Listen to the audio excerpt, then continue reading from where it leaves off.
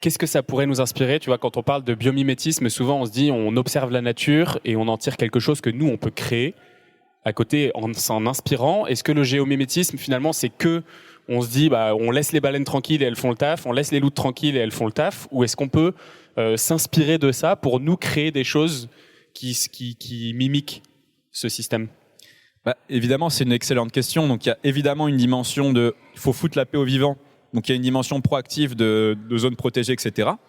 Mais moi, il y a une autre dimension qui m'intéresse très fortement, c'est comment est-ce qu'on déploie une logique de permaculture en mer, et notamment sur la base des algues. Parce que je vous ai parlé de ces grandes forêts d'algues brunes, mais les algues brunes, ça se cultive très très bien. Et en Bretagne, on est d'ailleurs les premiers cultivateurs d'algues en Europe.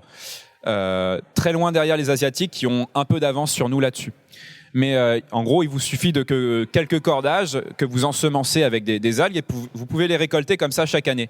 Et ces algues brunes, vous pouvez en faire beaucoup de choses.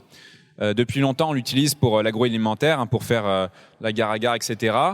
Enfin, des gélifiants, mais on peut en faire des engrais, on peut en faire des bioplastiques.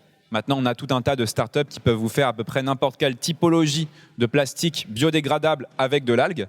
Et puis, on peut en faire aussi du biogaz et des biocarburants. Une algue, en poids sec, c'est 50% d'huile. C'est-à-dire que c'est beaucoup plus oléagineux que n'importe quelle plante terrestre, type colza, palmier à huile, etc.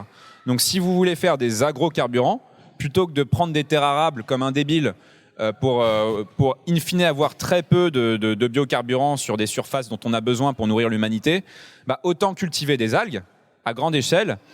Et ça n'a que des vertus si on le fait bien, c'est-à-dire avec des espèces d'algues brunes locales sur un rythme, si on reproduit les logiques de la permaculture dans les océans. Donc on peut faire des biocarburants, du biogaz, ça se méthanise très très bien. Bref, et comme ça on pourrait substituer une partie de nos besoins en énergie fossile. On pourrait même rétrofiter demain des raffineries, parce que les raffineries sont souvent sur des zones côtières, au Havre, etc., enfin, dans les zones industrielles côtières.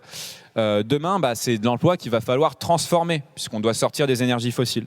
Les algues nous offrent des perspectives pour ça, a fortiori quand on est la France.